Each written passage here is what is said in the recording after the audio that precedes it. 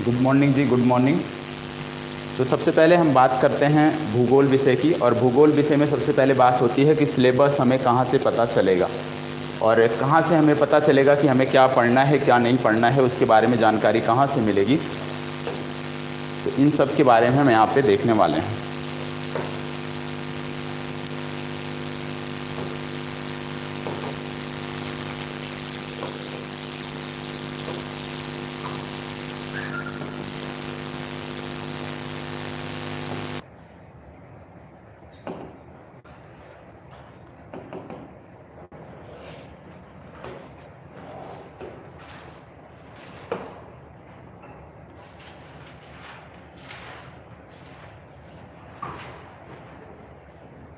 चलिए, तो जब हमें पढ़ना है भूगोल विषय के बारे में जानकारी हमें कहाँ से मिलती है कि हमें अपने परीक्षा के लिए क्या चीज़ें पढ़ना है क्या नहीं पढ़ना है। तो उम्मीद करता हूँ आप सबके पास पाठ्यक्रम होगा। पाठ्यक्रम है तो एक बार ओपन कर लीजिए।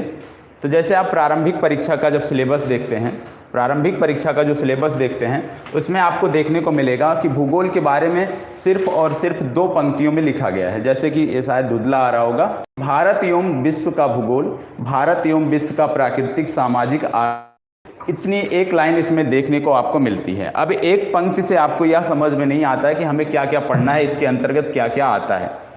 तो इसको समझने के लिए हमें कहाँ जाना होगा, आपको मुख्य परीक्षा का जो पाठ्यक्रम है, मुख्य परीक्षा का जब आप पाठ्यक्रम ओपन करेंगे तो वहाँ पे चीज़ें कुछ विस्तार से दी हुई हैं। बहुत ज़्यादा विस्तार में तो नहीं है, लेकिन कुछ विस्तार से दी हुई हैं जहाँ से आप समझ सकते हैं चीज़ों को कि क्या क्या चीज़ें आपको पढ़ने को भूगोल के लिए पढ़ेंगी। इसके बाद यदि हम देखें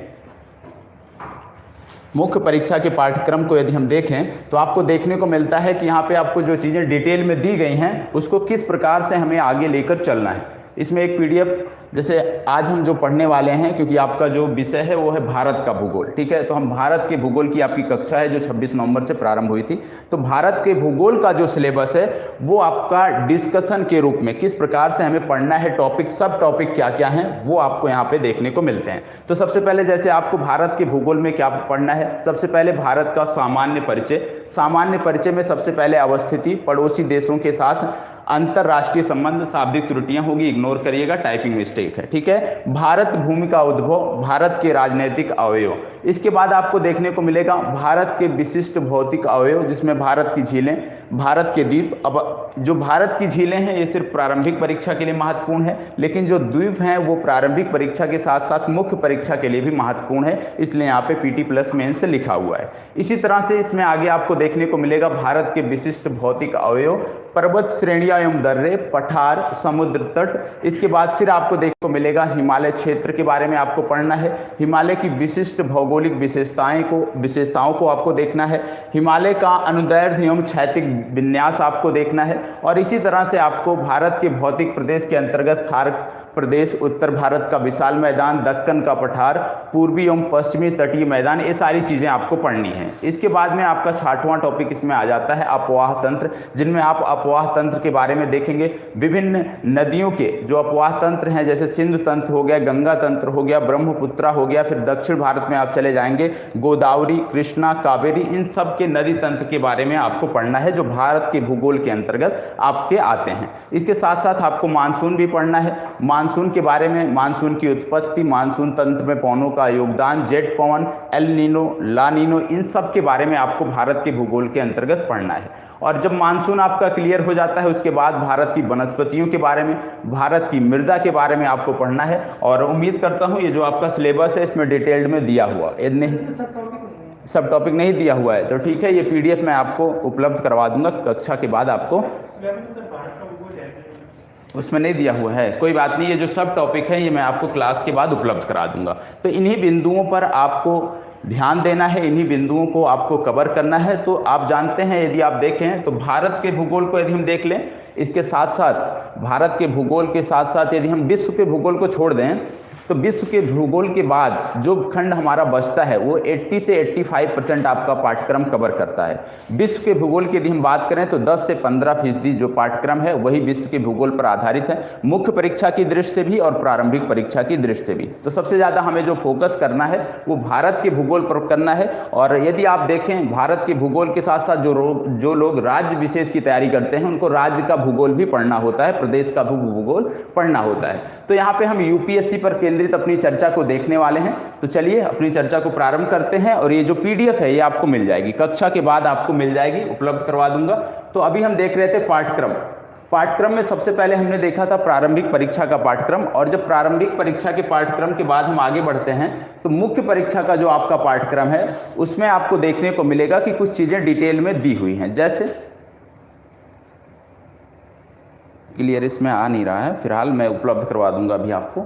जैसे इसमें यदि आपको स्पष्ट दिख रहा होगा कि विश्व भर के मुख्य प्राकृतिक साधन, जहां तक उम्मीद करता हूं इसमें दिया होगा। मुख्य परीक्षा का जो पाठ्यक्रम का दिया हुआ है इसमें सारी चीजें डिटेल में दी होंगी कि कहां पर आपको देखने को मिलेंगे, क्या क्या पॉइंट आपके विषय में हैं, दिया हुआ है।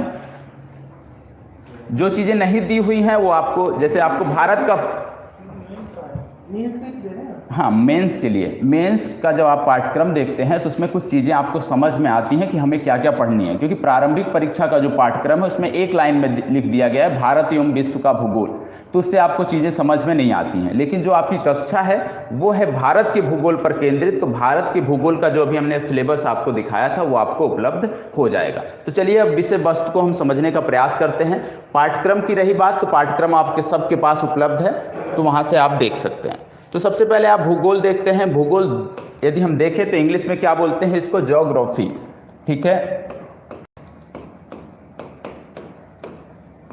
अब इसमें यदि हम देखें तो इसको तोड़ दिया जाता है। पहला वर्ड यहां से निकलता है जियो, दूसरा निकलता है ग्राफी, ठीक है। अब जियो का अर्थ क्या हो जाता है, क्या हो जाता है, जियो शब्द यदि हम देखें तो जियो का जो अर्थ है उसकी यदि हम बात करें तो जियो मतलब हो गया, क्या चीज बोल रहे हैं आप, भूमि से संबंधित, धरा से संबंधित, अर्थ से संबंधित, ठीक है। तो अर्थ से संबंधित हो गया।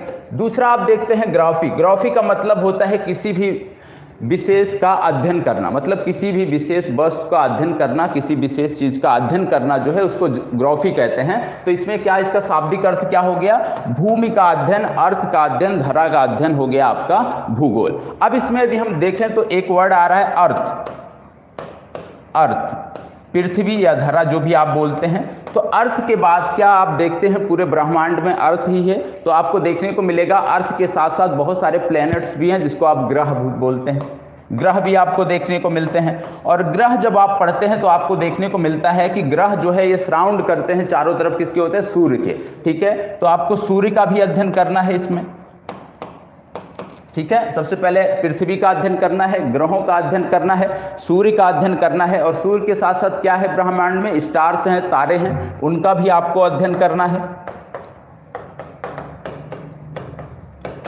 तारों के बाद और क्या बचा है, तारों के बाद और क्या क्या बचा है, गैलेक्सी है। अब गैलेक्सी के बाद क्या बचा है,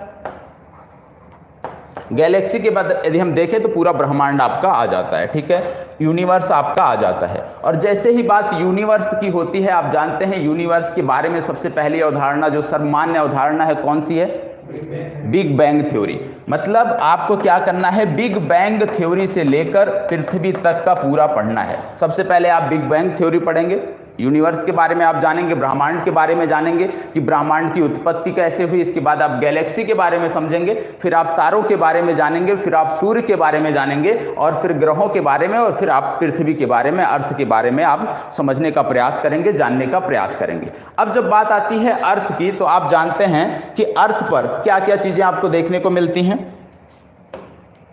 अर्थ पे क्या क्या चीजें आपको देखने को मिलती हैं।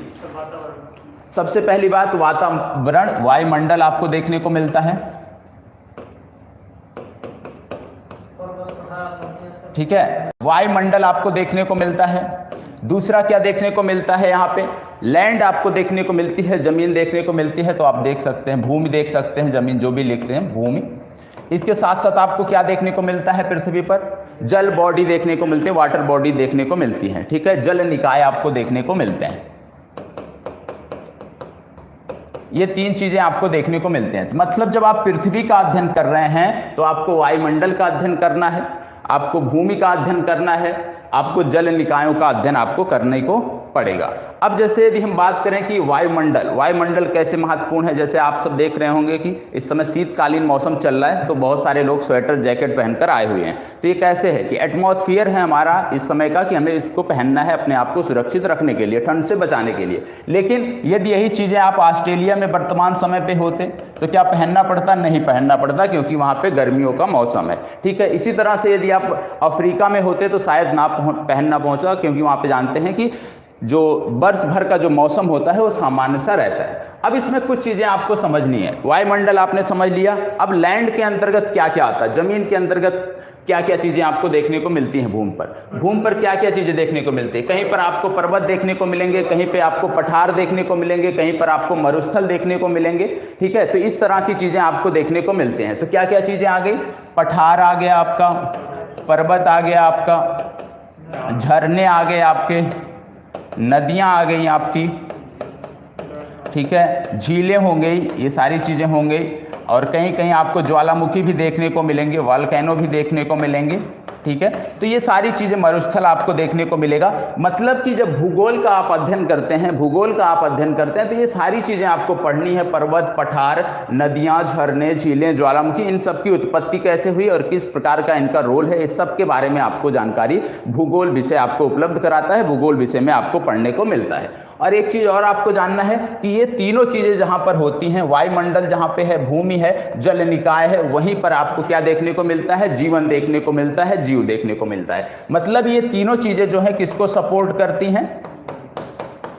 ये तीनों चीज़ें सपोर्ट करती हैं किसको? जीवन को सपोर्ट करती हैं, लाइफ को सपोर्ट करती हैं। ठीक है, ये तीनों चीज़ें जहाँ पर आपको देखने को मिलेंगी वहीं पर आपको लाइफ देखने को मिलेंगी। और जैसे ही बात लाइफ की आती है, आपको तुरंत समझना होगा कि सबसे पहले पृथ्वी पर किस चीज़ का प्रादुर्भाव हुआ था? सबसे पहले पृथ्वी पर आप जानते हैं वनस्पति और जीव। ठीक है, उसके बाद फिर धीरे धीरे आगे के क्रम में मानव की यहाँ पे प्रादुर्भाव हुआ। तो देखने को मिलता है कि ये जो तीनों जो चीज़ें हैं आपकी, ये कहीं ना कहीं विशेष रूप से जीव को सपोर्ट करने के लिए आवश्यक हैं। ठीक है, तो भूगोल क्या है, भूगोल में क्या पढ़ना है, ये चीज़ें आप समझ रहे हैं अभी। और हमें क्या पढ़ना है? भारत का भूगोल पढ़ना है, लेकिन उससे पहले जानना जरूरी है कि क्या क्या चीज़ें भूगोल के अंतर्गत आती हैं। अब बात आती है कि भाई यूपीएससी की तैयारी कर रहे हैं तो यूपीएससी में भूगोल क्यों पूछा जाता है? यदि हम यूपीएससी की तैयारी कर रहे हैं तो यूपीएससी में भूगोल क्यों पूछा जाता है? क्या जरूरी है यूपीएससी में, यूपीएससी के अंतर्गत? क्योंकि हम प्रशासन को देखते हैं तो इसमें भूगोल का क्या रोल है? भूगोल का रोल क्या है प्रशासन में? क्योंकि कहीं भी आप जाते हैं, किसी भी परिस्थिति में जाते हैं, पूरे भारत में यूपीएससी पूरे भारत की सर्विस होती है, पूरे भारत में आपको कहीं भी भेजा जा सकता है, कहीं भी आपको नियुक्ति मिल सकती है। तो जब आपको भूगोल विषय के बारे में जानकारी होगी तो वहाँ के अवस्थिति के बारे में जानकारी होगी, वहाँ के परिवेश के बारे में जानकारी होगी, और इसके क्या होता है कि कोई भी निर्णय आपको लेने में आसानी होती है।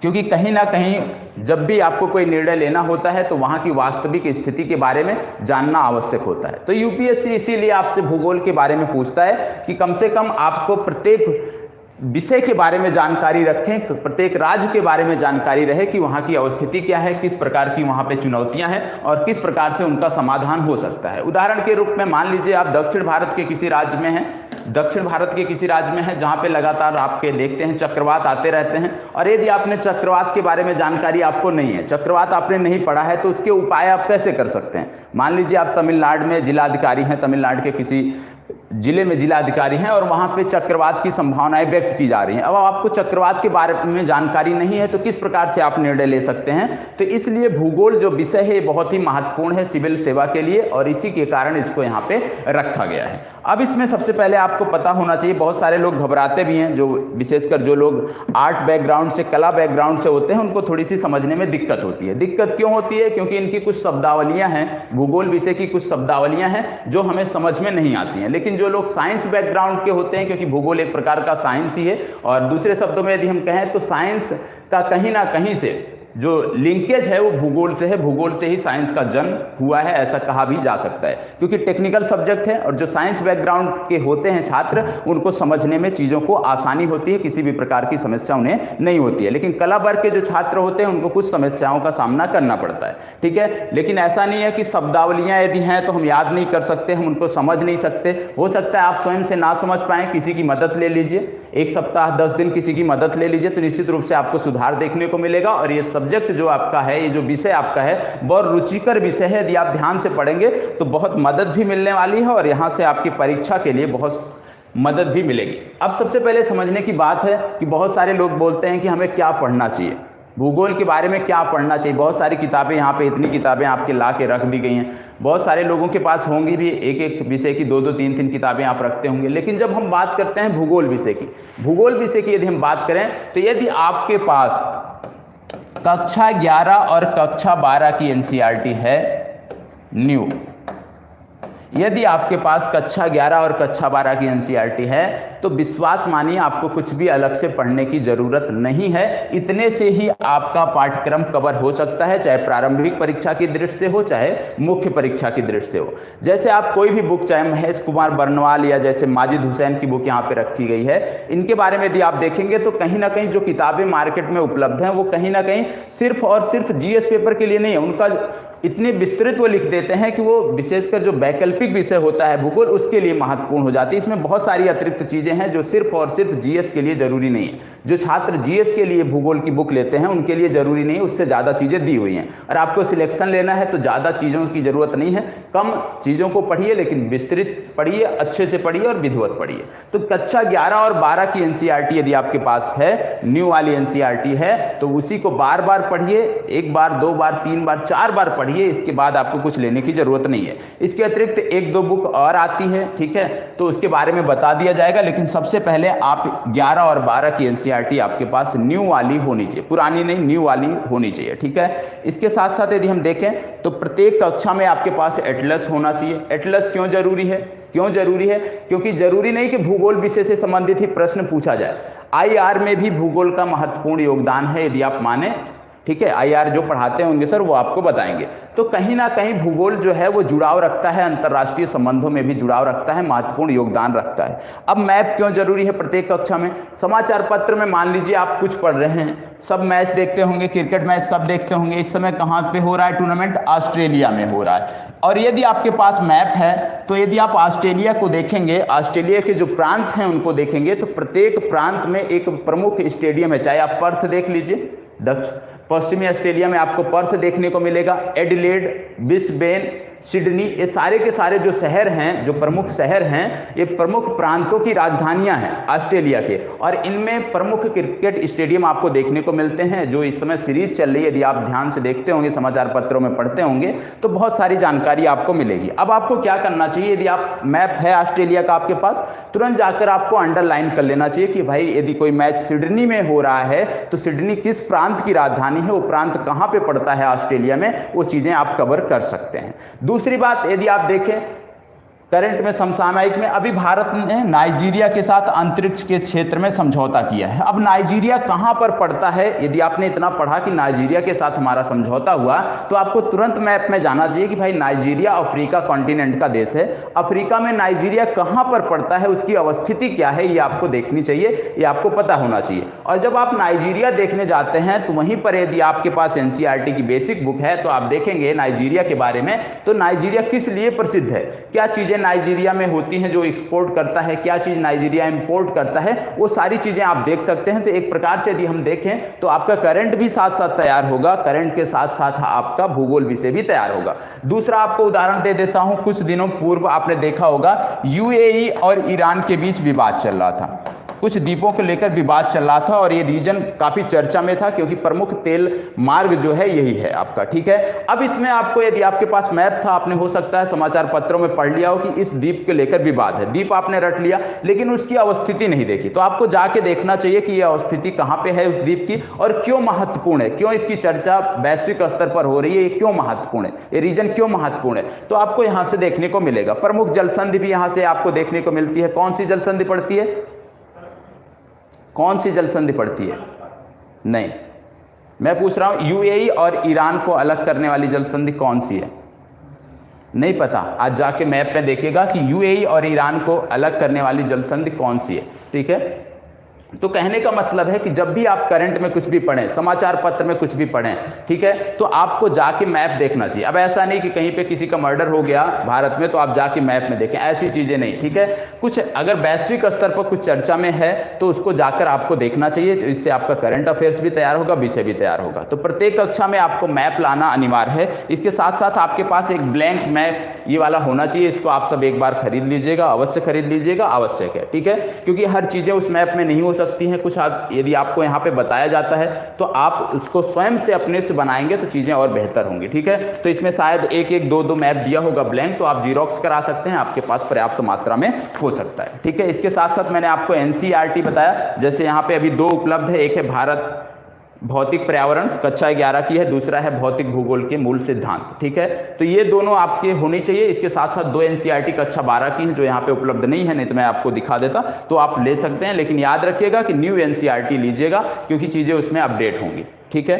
अब बात करते हैं कि इसके अतिरिक्त हमें क्या क्या पढ़ना है। जैसे हमने मान लीजिए एनसीईआरटी पढ़ लिया, ठीक है, और कक्षा में हमने पढ़ लिया, इसके अतिरिक्त हमें क्या पढ़ना है। बुक के लिए मैंने बता दिया कंपलसरी नहीं है, यदि आप इच्छुक हैं लेना चाहते हैं तो ले सकते हैं। जरूरी नहीं कि यही दो बुक, कोई भी जो बुक आपको मार्केट में अच्छी लगती हो, जिसकी भाषा आपको समझ में आती हो, वो बुक खरीद सकते हैं, ठीक है। जरूरी नहीं है कि आप महेश कुमार बर्नवाल ही पढ़े, सारे लोग यही पढ़ रहे हैं, माजिद हुसैन पढ़िए, यह जरूरी नहीं है, आवश्यक नहीं है, ठीक है। इसके अतिरिक्त यदि आप बुक नहीं लेना चाहते हैं तो कोई भी प्रतिष्ठित कोचिंग संस्थान जिस पर आप भरोसा करते हैं उनके नोट्स मार्केट में बिकते हैं, वो नोट्स आप ले सकते हैं। तो जरूरी नहीं है बुक, सोर्स बहुत सारे हैं। अब इनमें से सिर्फ और सिर्फ एक का चुनाव करना है, या तो आप बुक ले लीजिए या तो आप किसी का नोट्स ले लीजिए और उसी को बार बार रिवीजन करिए, वही चीजें आपको बेहतर होंगी, वही आपको बेहतर परिणाम दिलाएंगे, ठीक है। तो ज्यादा किताबों के चक्कर में नहीं पढ़ना है, ठीक है। बहुत सारी किताबों की लिस्ट आपको बताई गई होगी, तो मेरे विषय में भारत के भूगोल में ज्यादा किताबों के चक्कर में नहीं पढ़ना है। एक एटलस होना चाहिए आपके पास, एक ब्लैंक मैप होना चाहिए आपके पास, एनसीईआरटी की बुक होनी चाहिए आपके पास,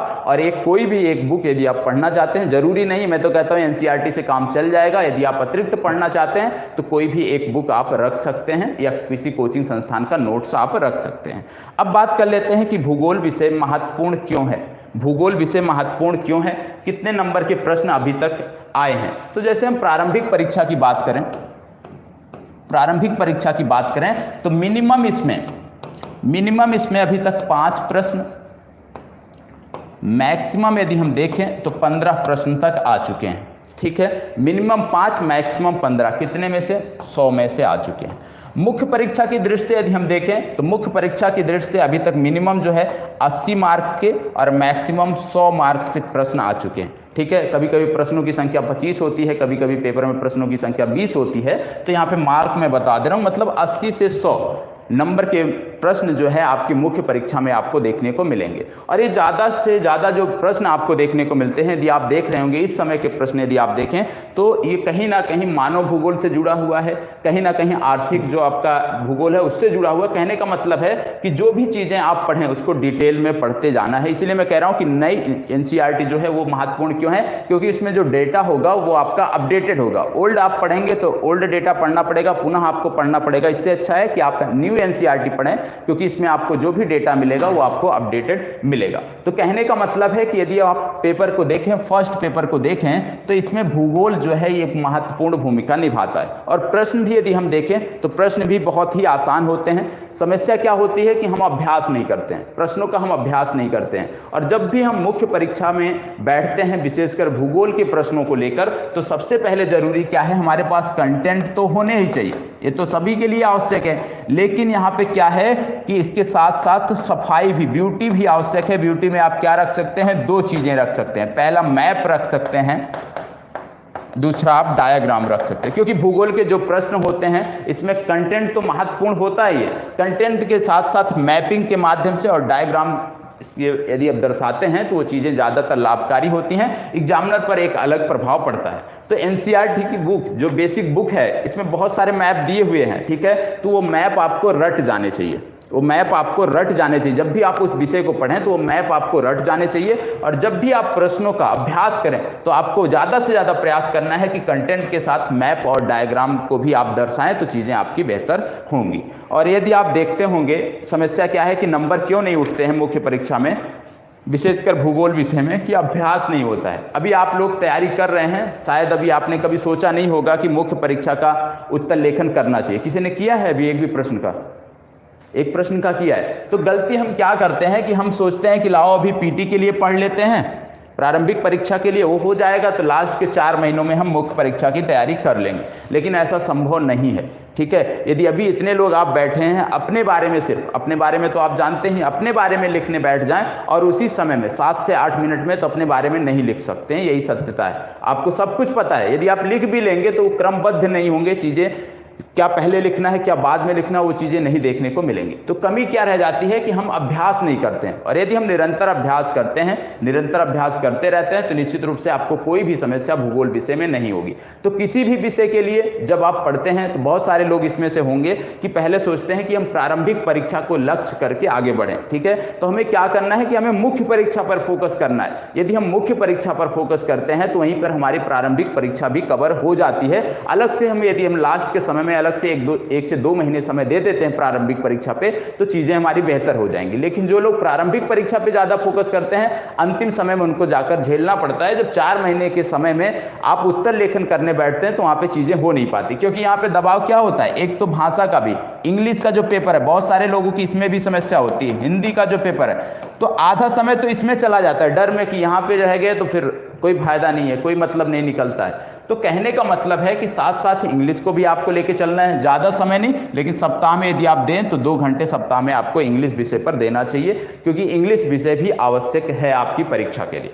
अब बात करते हैं प्रश्नों को, किस प्रकार के प्रश्न पूछे जाते रहे हैं और किस प्रकार उन्हें हल करना चाहिए। सबसे पहली बात कि जो आपकी कक्षा होगी, जो भी आपकी कक्षा होगी, उसमें शुरू के 1 घंटे, आपको टाइमिंग पता है 9 बजे से है, ठीक है, 10:30 तक है। अब इसमें क्या होगा कि 9 से 10 जो पहला 1 घंटा होगा उसमें आप पढ़ेंगे जो भी आपका विषय होगा।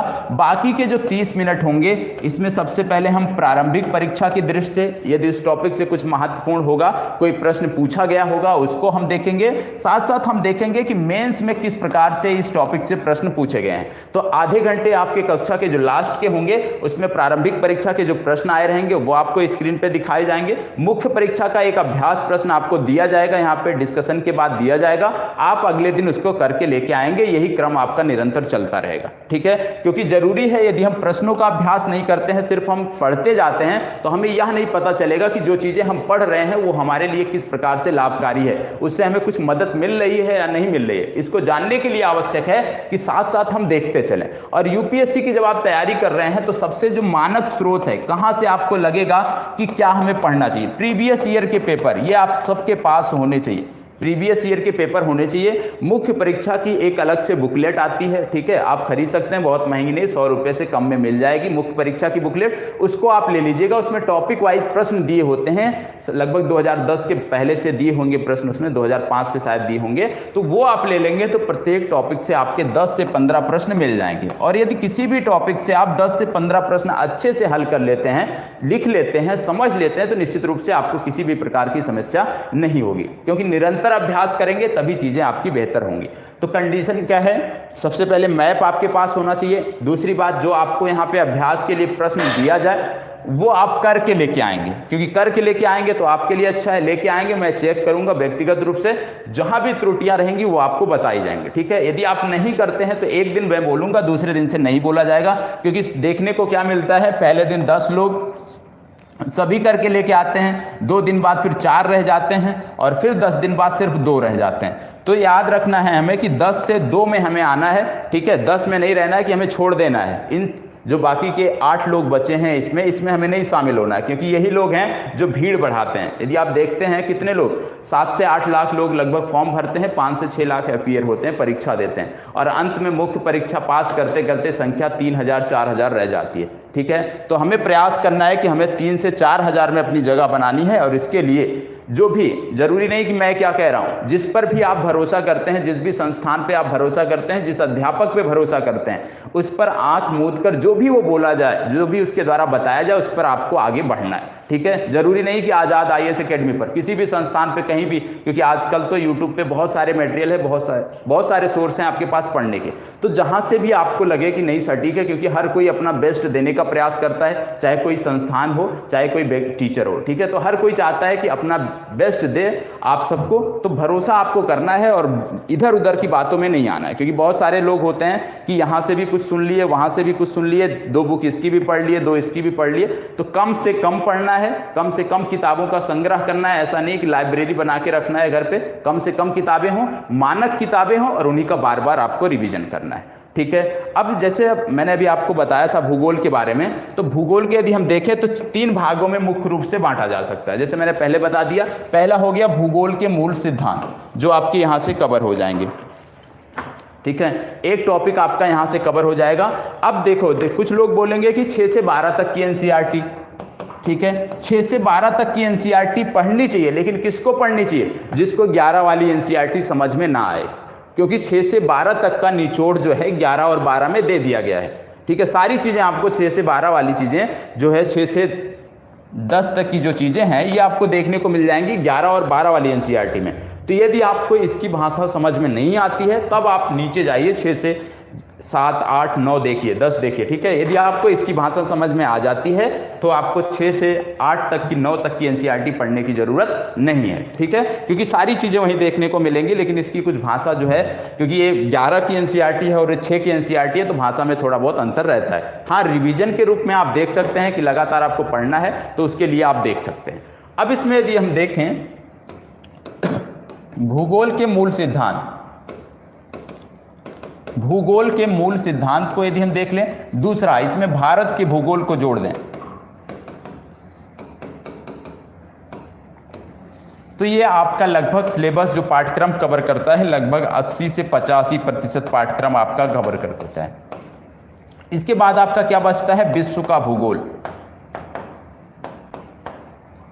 विश्व का भूगोल, जो ये 15 से 20% आपका पाठ्यक्रम लेकर चलता है। ठीक है, तो हमें कवर क्या करना है अभी? भारत का भूगोल, क्योंकि हम पढ़ रहे हैं, यही हमारा विषय है, यही हमें दिया गया है, तो भारत का भूगोल हम पढ़ेंगे, लेकिन कुछ चीजें हम भूगोल के मूल सिद्धांत से भी लेकर हम चलेंगे। जैसे भारत का भूगोल जब हम पढ़ते हैं, तो भारत का भूगोल पढ़ने से पहले हमें पता होना चाहिए ब्रह्मांड की उत्पत्ति के बारे में, क्योंकि हम भारत की अवस्थिति के बारे में पढ़ेंगे, हिमालय पर्वत के बारे में पढ़ेंगे, पठारों के बारे में पढ़ेंगे, तो हमें जरूरी है कि हमें पता हो ब्रह्मांड की उत्पत्ति के बारे में। ठीक है, ब्रह्मांड की उत्पत्ति के बारे में जब हमें पता हो गया, इसके साथ साथ जैसे आप देखेंगे जीव भूगोल, जीव भूगोल भी आपने सुना होगा, तो जीव भूगोल भी हमें पढ़ना है। क्यों? क्योंकि जब तक हम इसके बारे में जानकारी नहीं होगी, जीव भूगोल के बारे में, तो हम मृदा के बारे में नहीं पढ़ सकते हैं। तो इसके लिए हमें सबसे पहले पढ़ना पड़ेगा जीव भूगोल। ठीक है, इसके साथ साथ जब हम जल धाराओं के बारे में पढ़ेंगे, क्योंकि बिना जल धाराओं के हम मानसून को नहीं समझ सकते हैं, तो जब जल धाराओं के बारे में पढ़ेंगे तो उससे पहले हमें पढ़ना है समुद्र विज्ञान। ठीक है, तो कुछ टॉपिक इसके भी आपके यहाँ पे कवर हो जाएंगे। ठीक है, क्योंकि जब तक आपको वैश्विक स्तर पर जलधाराओं के बारे में नहीं पता है, जलधाराओं की उत्पत्ति कैसे होती है नहीं पता है, तो सीधा सीधा मानसून आपको पढ़ा दिया जाए तो शायद समझ में ना आए। ठीक है, तो जो आपकी कल की कक्षा होगी, कल की जो आपकी कक्षा होगी वो प्रारंभ होगी भारत के भूगोल से, और भारत के भूगोल को हम समझेंगे कि क्यों पढ़ना आवश्यक है, पढ़ना क्यों आवश्यक है, कैसे पढ़ना है, और किस प्रकार के प्रश्न यहां से पूछे गए हैं। ठीक है, तो आपकी जो कल की कक्षा होगी वो भारत के भूगोल से प्रारंभ होगी। और भारत के भूगोल में क्या क्या पढ़ना है? भारत का प्राकृतिक विभाजन, ठीक है, भारत का भौगोलिक विभाजन, मानसून के अंतर्गत जलवायु क्षेत्र आपके आगे, इसके बाद मिट्टी पढ़ना है। मिट्टी जब हम पढ़ेंगे तो फसलों के बारे में देखेंगे कि किस रीजन में कौन सी फसलें होती हैं, किस मिट्टी में कौन सी फसल होती है। और जब फसलों के बारे में पढ़ते हैं तो वहीं पे हमें सब्जियों के बारे में देखना है, फलों के बारे में देखना है कि कौन सा राज्य है जहाँ जो फल उत्पादन में प्रथम स्थान पर है, या किस प्रकार के फल पाए जाते हैं, वो भी हमें वहाँ पर पढ़ना है। इसके बाद हम प्रवाह तंत्र के बारे में पढ़ेंगे, प्रवाह तंत्र के बारे में जो हम पढ़ेंगे या अपवाह तंत्र के बारे में पढ़ेंगे तो विशेषकर जो नदियां हैं उनके बारे में देखेंगे। खनिज संसाधनों के बारे में हम देखने वाले हैं और इसके बाद परिवहन और जननांकीय, 4 टॉपिक आपके और बचते हैं। परिवहन,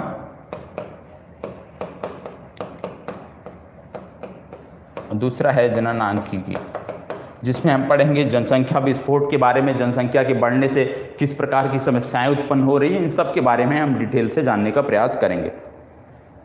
ठीक है, तो अभी और कुछ आपको पूछना है तो आप पूछ सकते हैं। डेली लेके आनी कि घर पे रख सकते हैं? नहीं, लेके नहीं आनी भैया, आप पढ़ के आइएगा। जो आपको बताया जाए यहाँ पे बताया जाएगा कि क्या पढ़ के आना है, वो आपको पढ़ के आना है। ठीक है, एडवांस बुक भी लाने की जरूरत नहीं बुक लाने की ज़रूरत नहीं है, आपके पास एटलस होना चाहिए। ये वाला भी नहीं होगा, ब्लैंक वाला भी नहीं होगा तो भी चल जाएगा, लेकिन आपके पास एटलस होना आवश्यक है। एटलस इसलिए ज़रूरी है क्योंकि यदि आपको कुछ बताया जाता है मैप में तो वो चीज़ें आप साथ साथ कर सकें। ठीक है, एटलस होना बहुत ज़रूरी है, जिसके पास नहीं होगा आप सब खरीद सकते हैं। और जो लोग अभी बुक नहीं खरीदे हैं, जो भी लोग अभी बुक नहीं खरीदे हैं, प्लीज़ बुक कोई भी मत खरीदिएगा, एनसीईआरटी की ले लीजिए बेसिक। पहले 11-12 की ले लीजिए, यदि 11-12 की समझ में नहीं आती है, पढ़ने में समस्या हो रही है, तब आप 6 तक जाइएगा, 6 से 8 तक, नहीं तो सिर्फ और सिर्फ 11-12 ले लीजिए। ज़्यादा लाइब्रेरी बनाने की रूम पे कोई आवश्यकता नहीं है। ठीक है जी, एडवांस बुक लेके अगर एनसीईआरटी के साथ एडवांस पढ़ ले तो कोई दिक्कत नहीं भैया, आपके पास समय है, आप पढ़ना चाहते हैं पढ़ सकते हैं। एडवांस बुक में क्या है ना कि ज़्यादातर चीज़ें जो भी लेखक होते हैं ना, वो उनको भी कवर कर लेते हैं, वैकल्पिक विषय को भी। ठीक है, तो बहुत सारी चीज़ें इसमें अतिरिक्त हो जाती हैं जो आपके लिए आवश्यक नहीं है। क्योंकि यदि आप जीएस को पढ़ते हैं, जीएस के लिए भूगोल को पढ़ते हैं, तो आवश्यक सिर्फ इतना है कि यदि आपके पास एनसीईआरटी है तो भूगोल के लिए पर्याप्त है, भूगोल के लिए और कुछ भी पढ़ने की आवश्यकता नहीं है विशेषकर। ठीक है, जो सब टॉपिक के अभी सिलेबस दिखाया था वो आपको उपलब्ध करा दिया जाएगा। बाकी की अन्य चीज़ें जैसे आपको आंसर राइटिंग दिया जाता है तो A4 साइज का पेज आपको ले लेना है। ठीक है, इस तरह का पेज बनाना है कि कॉर्नर पे स्पेस हो। ठीक है, कि कुछ अतिरिक्त चीज़ें हो या हम कुछ मार्क करना चाहें वहाँ पे हम लिख सकें, बाकी के आंसर राइटिंग आपको करना है। जो पुराने लोग हैं, पुराने छात्र हैं, उनसे आप देख सकते हैं, उनके पास पेज होगा। है पेज आपके पास? हाँ, तो है तो एक पेज ला के एक पेज लाके आप दे दीजिएगा, सारे लोग जीरोक्स करा लेंगे, सब अपने पास रख लेंगे। ठीक है, तो इतनी चीज़ें आपकी कंपलसरी हैं। बाकी की और कोई भी बात है, कोई भी जानकारी है तो आप पूछ सकते हैं। और किसी को कुछ पूछना है? मेंस में वर्ल्ड ज्योग्राफी आएगी केवल? नहीं, क्यों, भारत के भूगोल नहीं पूछे जाते हैं? इसको बोल दिया था ना इसने केवल। नहीं, पहले आप पढ़िए। हाँ, सिलेबस में वही दिया है, मैं आपको दे दूंगा डिटेल में। ऐसा नहीं है कि सिर्फ और सिर्फ विश्व का भूगोल पूछा जाता है।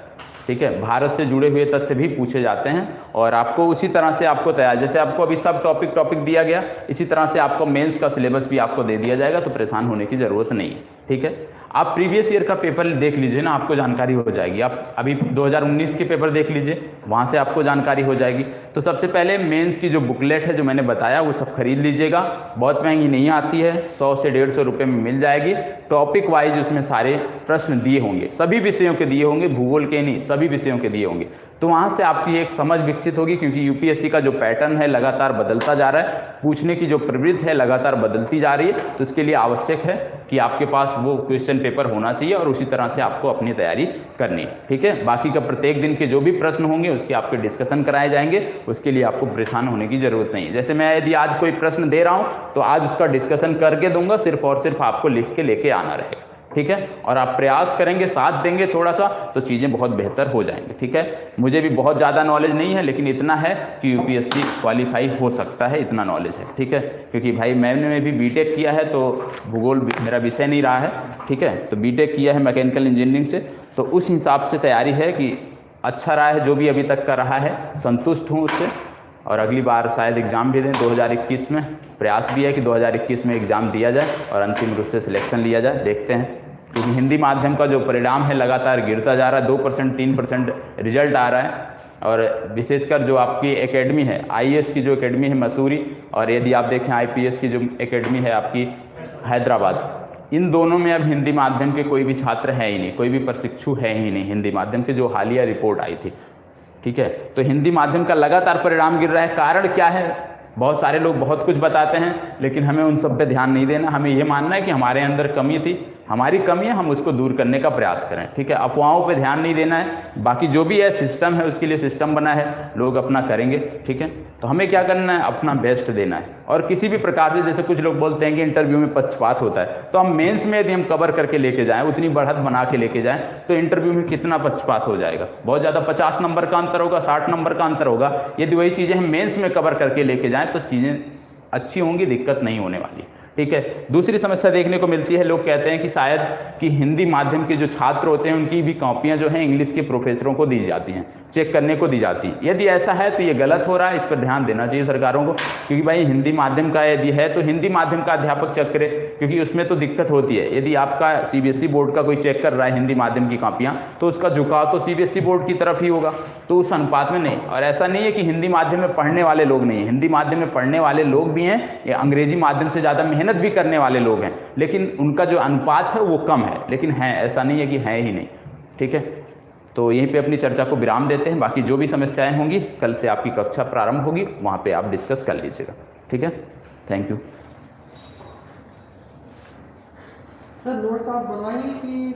नोट्स मैं बनवाऊंगा जितना हो सकेगा, क्योंकि भारत के भूगोल में ज़्यादातर चीज़ें हैं नहीं, ज़्यादातर डिस्कशन की चीज़ें हैं। तो यदि आप समझ जाते हैं चीज़ों को, लेकिन आपको शायद वीडियो मिलती नहीं है दोबारा, कि मिल जाती है, नहीं मिलती है ना, तो नोट्स बनवा दिए जाएंगे। क्योंकि यदि आपको वीडियो मिलती होती तो नोट्स बनाने की आवश्यकता नहीं थी, क्योंकि यदि आप देखें चीज़ों को, यदि आप समझ लें और वही जाके आप घर पे रिवीजन कर लें, तो वो लाइफ टाइम के लिए हो जाता है। नोट करते हैं तो वो चीज़ें भूल जाती हैं, और नोट करने में क्या होता है कि आधा से ज़्यादा समय चला जाता है, उतने में हम 2 टॉपिक कवर कर सकते हैं और बहुत अच्छे से कर सकते हैं। डायग्राम के थ्रू अगर डिस्कशन हो तो डायग्राम नहीं, डायग्राम के थ्रू होगा। अब आपको क्या करना है कि इतना कर सकता हूँ कि मैं जो डायग्राम बना रहेगा उसका स्क्रीनशॉट आपको उपलब्ध करा सकता हूँ, इतना कर सकता हूँ, क्योंकि मैं डायग्राम यहाँ तो ड्रा नहीं करूँगा, पहले से ड्रा करके लेके आऊँगा, तो वो आपको उपलब्ध करा सकता हूँ, इतना हो सकता है मेरे द्वारा, ठीक है।